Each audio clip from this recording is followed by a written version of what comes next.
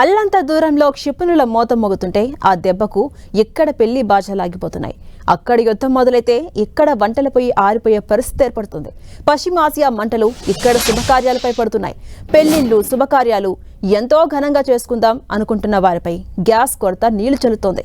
దీంతో function halls వెలవెలబోతుంటే catering ఆర్డర్లు కష్టమైపోతున్నాయి.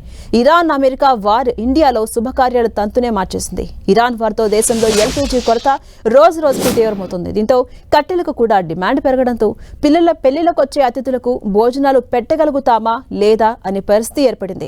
వివాహ శుభకార్యాలతో పాటు నిశ్చితార్థాలు, గృహప్రవేశాలు, ఇతర ఫంక్షన్లపై తీవ్ర ప్రభావం కనిపిస్తోంది. ఇది పెళ్లి ముహూర్తాల సీజన్. అయితే ఇప్పుడు ఎవరిని అడిగినా, ఏ క్యాటరింగ్ సంస్థను అడిగినా ఒకటే ప్రశ్న: సిలిండర్లు లేవు అని. దీంతో పెళ్లిళ్లు, శుభకార్యాలు అనుకున్న విధంగా చేసుకుంటామా అనే పరిస్థితి అనేక మందిలో నెలకొంది.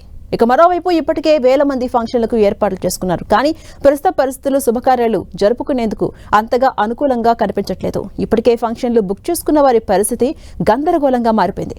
శుభకార్యాలకు ఆహ్వానాలు పంపిన వారు పెళ్లిళ్లు, ఇతర శుభకార్యాలకు వచ్చే అతిథులకు పసందైన విందు భోజనాలు పెట్టగలమా అనే విషయంలో ఆందోళనతో ఉన్నారు జనాలు.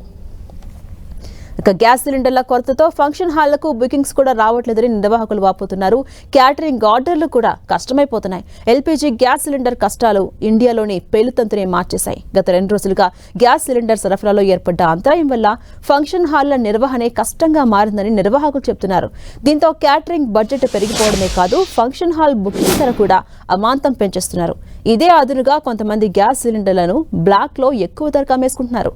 గ్యాస్ కొరత శుభకార్యాలపైన కాదు, ఉపాధిపై కూడా తీవ్రమైన ప్రభావం చూపిస్తోంది. ఈ సీజన్ లో ఎన్నో వర్గాల వారికి ప్రత్యక్షంగా, పరోక్షంగా ఉపాధి దొరుకుతుంది. అయితే ఇప్పుడు అలాంటి పరిస్థితి కనిపించట్లేదు. ఫంక్షన్ హాళ్లు, ఈవెంట్ నిర్వాహకులు, పురోహితులు, క్యాటరింగ్, పూల అలంకరణ, ఫోటో, వీడియోగ్రాఫర్లు, వాయిద్య కళాకారులు, బ్యూటీ పార్లర్, షామియానా, టెంట్ నిర్వాహకులు, ట్రావెల్ ఏజెన్సీలతో పాటు అనేక వర్గాల వారికి ఉపాధి లేకుండా పోయింది.